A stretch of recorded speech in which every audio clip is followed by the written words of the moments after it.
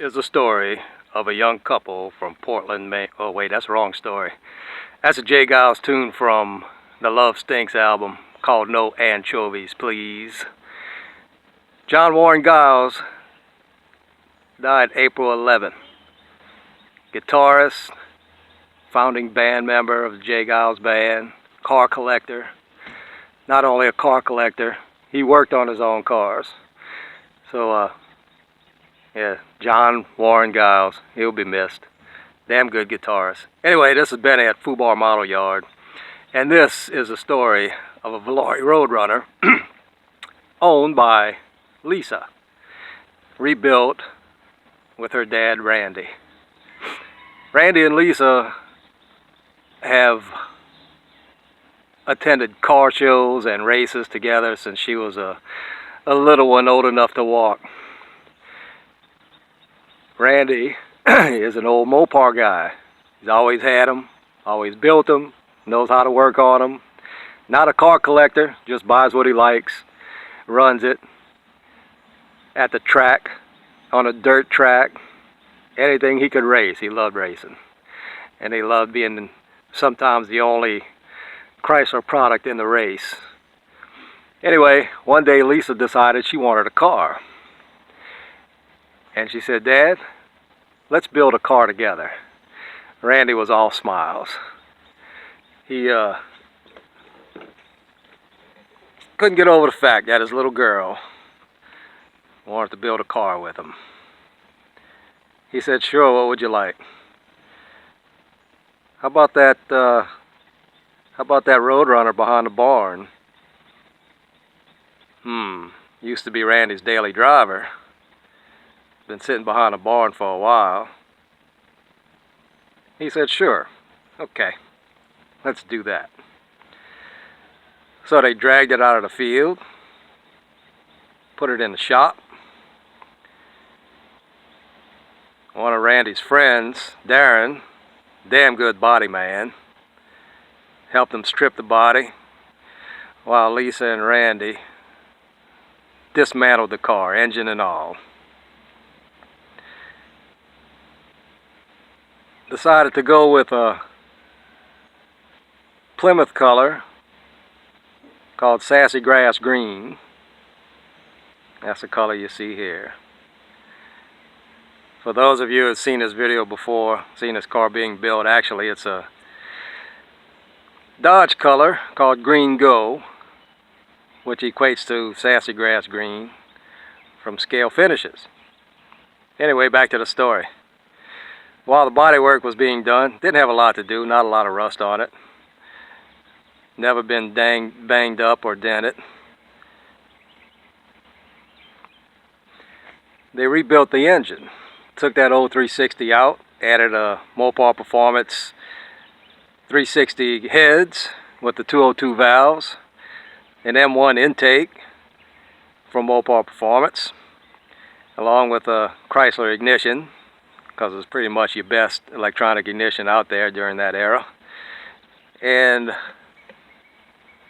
put a 340, a 71 340 spec cam in it, and rebuilt that motor. We'll get to that in a second. Beefed up the 727 3-speed, new clutches, new planetaries, 2500 stall torque converter.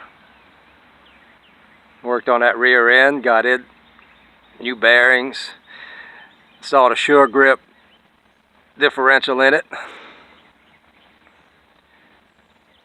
355 gears. The car was coming together. Recovered the seats, door panels were in good shape.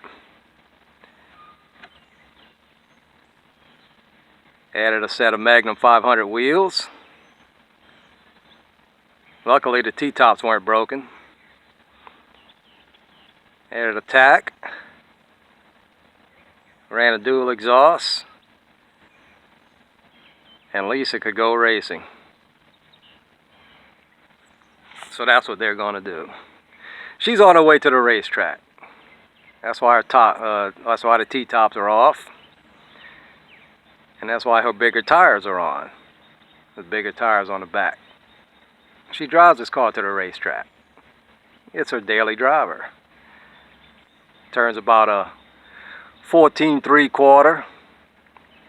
She could shut down a lot of cars on the street, and she likes doing that. Especially guys with Mustangs and Camaros that think they're fast. Lisa pulls up in a Valari Roadrunner and then shows them her taillights. Randy's very proud. Now to the story of this Roadrunner. The other story. My story. Painted in a Dodge color from Scale Finishes, green gold. Translates to Plymouth Sassy Grass green. And some things I added to it. Like that antenna. I'm going to have to move the camera to get some closer views of it. Added a tack. And opened up the roof. And added a dual exhaust.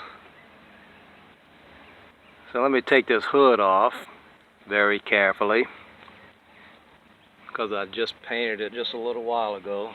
I had to repaint it after I put the scoop on it. Alright, let's see if I could do this without any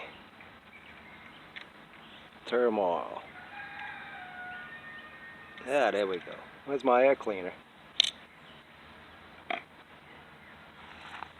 Alright, hold on a second.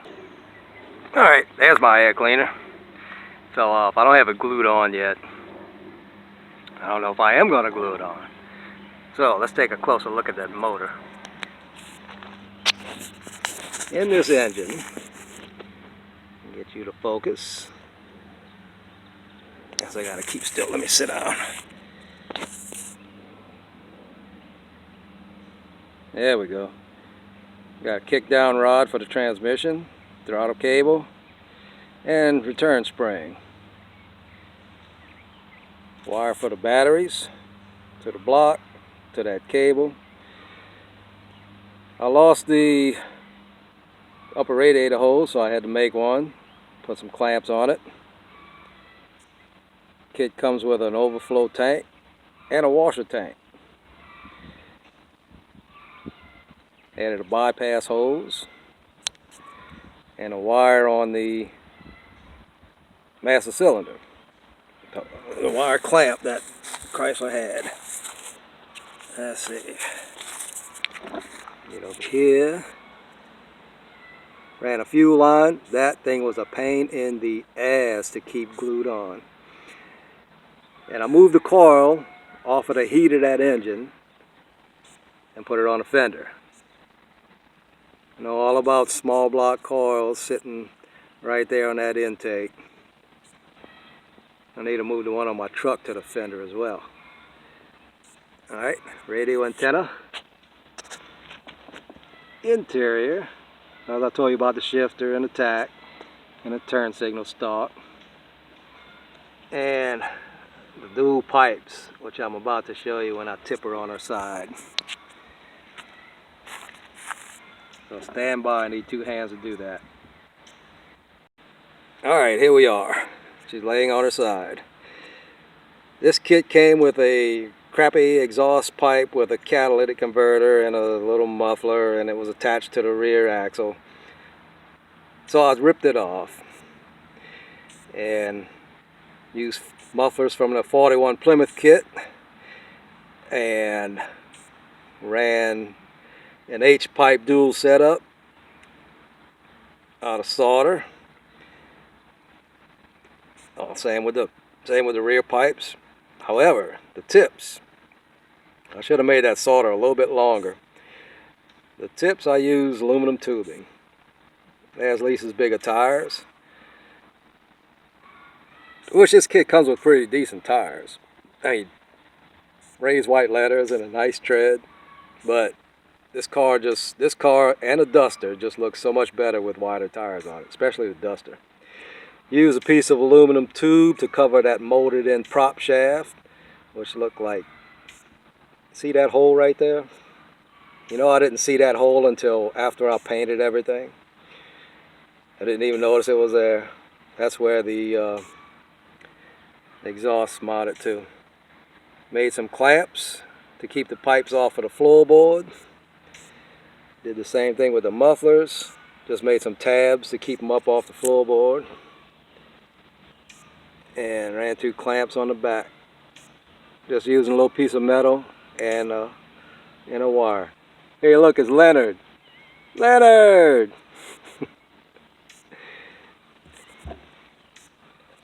And let's see. All right, let me tip her back over. Stand by. Hey, Leonard. Say hello. Leonard says hey. All right. That license plate, those of you who have built this kit know that there's a Plymouth written out in a space of that license where that thing goes. So I cut that out and used one of the license plates I have, put it in from the back so I could leave kind of a frame on it. And I have a frame license plate. Now the tail lights, they're not all that great looking. I'll put the, you leaving, Leonard? I use the liquid chrome pen to make the lines in them, and one side's okay, one side's not so much. So let me go ahead and put this camera back steady. Move it over here. Alright, there we go. Now, let's talk about some pitfalls and heights of this kit. William! And William's chasing Leonard.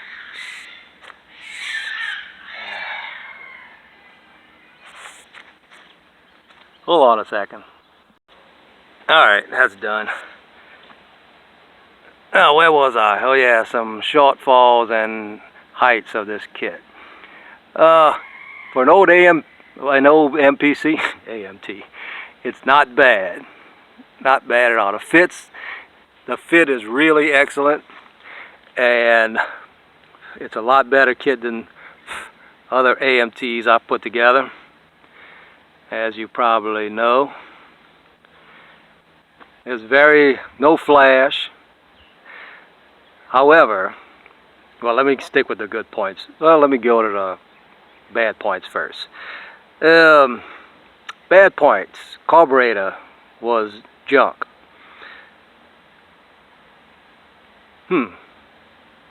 That's pretty much all I got to say about that. About that engine compartment. Oh yeah, the distributor was not a distributor. There's just some thing with spikes on around the side of it, which look really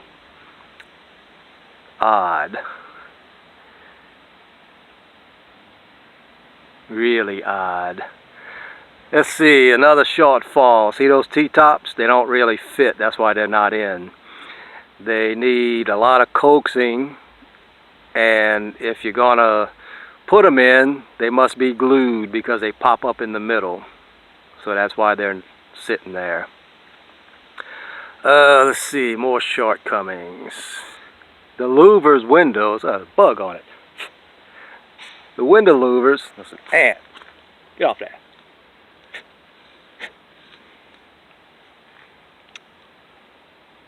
Damn it. The window louvers, if you're going to use them, fit them in before you paint, because they don't really fit. They don't snap in, and it's a kind of a pain in the ass to put them in after the car is painted. So if you're going to use those louvers, mock them up and get them to fit in that window before you put them in the window. Let's see, the exhaust, well, that's what it came with, so that's what they used. The speedometer, the gauge cluster, could have been better. It was mildly stamped. You could barely make it out. I tried to get the numbers to display. No dice. So I just painted it black. and nobody makes an instrument cluster for this car yet. Might be coming. The wheels that come with the kit are Chrysler Rally wheels. They're okay, but the centerpiece sticks out way too much, and it just doesn't look right. So that's why it has Magnum 500s on it. Oh yeah, Lisa liked the green, so she painted her center caps green, in case you've noticed. Let's see, that's really all of, well, there's no, you can't make it out in here, but there's absolutely no detail on the rear panels. No armrest, no body lines in a material, no nothing. No ashtray, no window cranks. Well, the windows actually didn't go down in this car.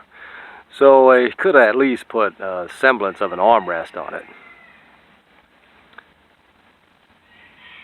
So I'm getting off into the bad parts, huh? Another good part, no sinkhole in the middle of the steering wheel. How did that happen? Usually you find a tough wheel in an MPC or AMT kit with a big sinkhole right in the middle of it, making it pain in the rear to fix or unusable. This tough wheel had no sinkhole, so that was cool. It also doesn't have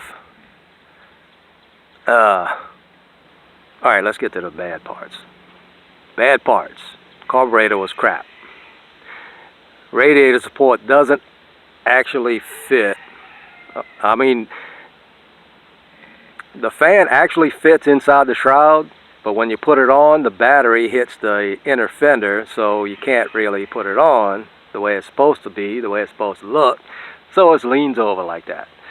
And that could be fixable before you paint it. We do things before you paint it. The louvers, I cut them out because they weren't really open. I would have had to paint them black. So I opened up the louvers, which is not a bad thing. It's not a hit on the kit. I mean, it's not a miss. Right, not a miss on the kit. There's a hit and miss thing. The tail lights, the reverse lights on this car are actually part of the center section of the tail lights. You got half reverse lights and half of them are red, but there's no provision for that, no line for it, so I just use the inner section as the reverse lights. And let's see, what else? Other pitfalls. Actually, other than the gauge cluster, the dashboard's pretty nice. And the console's really nice, too. An accurate console. There really ain't many pitfalls with this kit. I recommend it. It's got nice underhood detailing. Lots of wires, lots of your voltage regulator and your bulkhead connector and a wiper motor and a couple other connecting points, and there's your electronic ignition right above your ECM right in front of the washer bottle. It actually comes with a washer bottle and an overflow tank. Pretty damn cool. And two-sided radiator. You got a radiator on both sides, unlike certain other kits I've put together. Left the aluminum manifold, aluminum colored, Ford engine, I actually used Ford engine blue and white to make my Chrysler blue. I don't know if you noticed, but there's a dipstick on the front of the motor. You go back to motor close-ups. Dipstick, I added a dipstick and a vacuum line for the distributor, and let's see, let's get in there and see. There you go, dipstick. That black line right there is a vacuum line for the distributor. And there is there you go, transmission dipstick also in there. Now, it took me a little while to build this kit because I went kind of overboard. Thanks to that carburetor. Thanks, Joseph. Fireball Model Works. for giving me inspiration to do more work on this car than I ever would have done. Oh yeah, see that gas cap? I had to make it because the one that comes with the kit vanished into thin air. Also, you notice it doesn't have side mirrors. You know why? Because AMT and MPC use misshapen, large, with a stupid mount. They don't look like Chrysler mirrors at all. So that's why this car does not have does not have the side mirrors. Because one day somebody's going to make accurate side mirrors for the late 60s, 70s, 80s era Chryslers. I'm hoping somebody does that, because they're elongated, they're pointy, they always have a sinkhole in the top of them. They're unusable. They're not Chrysler mirrors, and it's not going on this car. So let me see if I can put this hood back on. I'll put my air cleaner, well, no, I'm going to leave the air cleaner off because it'll probably fall off. On my way back to the shed, I can do this without hitting that antenna. There we go. This is an overly long video of a 1980 Valari Roadrunner. And this is Benny at Fubar Model Yard. Thanks for watching. If you've lasted to the end. We'll see you.